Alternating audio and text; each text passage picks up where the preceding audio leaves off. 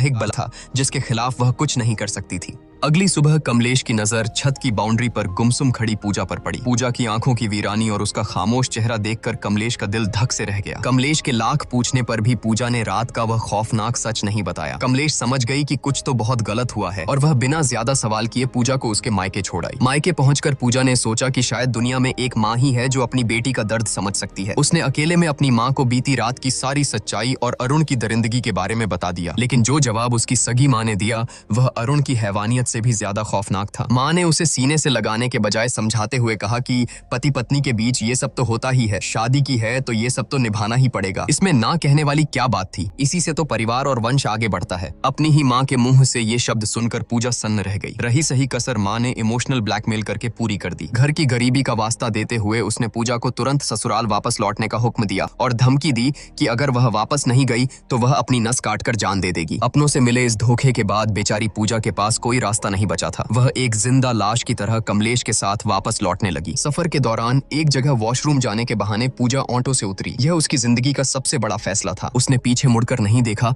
और वहां से चुपचाप भाग निकली। कमलेश ने उसे पागलों की तरह हर जगह ढूंढा, लेकिन पूजा का कोई सुराग नहीं मिला। घर पहुंचकर जब कमलेश ने यह खबर दी तो पूरे परिवार में हड़कंप मच गया। सबने पूजा को ढूंढा, लेकिन वह जैसे हवा में गायब हो गई थी। हारकर कमलेश ने पूजा की दोस्त सोना को फोन मिलाया, जो एक एनजीओ में काम करती थी। सोना ने कहा कि उसे पूजा के बारे में कुछ नहीं पता, लेकिन वह उसे ढूंढने की पूरी कोशिश करेगी। आखिरकार सोना की तलाश पूरी होती है। पूजा उसे एक सुनसान पार्क के कोने में गुमसुम किसी सहमी हुई बच्ची की तरह बैठी मिल जाती है। जब कमलेश वहां पहुंचती है तो पूजा हिम्मत जुटाकर अरुण की उस खौफनाक रात की सारी दरिंदगी और सच्चाई कमलेश के सामने उगल देती है। लेकिन सालों से अरुण को अपने बेटे की तरह पालने वाली कमलेश का अंधा विश्वास सच्चाई पर भारी पड़ जाता है। सच सुनने के बजाय कमलेश का गुरूर टूटता है और वह गुस्से में आकर पूजा के गाल पर एक जोरदार थप्पड़ जड़ देती है। वह चिल्लाती है और पूजा को लगभग घसीटते हुए वापस उस कैद खाने में ले आती है। भले ही कमलेश ने पूजा को थप्पड़ मार दिया था, लेकिन एक औरत होने के नाते उसके अंदर शक का एक बीज बोया जा चुका था। वहीं दूसरी तरफ हम देखते हैं कि हनीमून के खूबसूरत वादियों में पूजा अंदर से पूरी तरह वीरान और खौफजदा थी। वह अरुण से एक आखिरी उम्मीद के साथ बात करने की कोशिश करती है,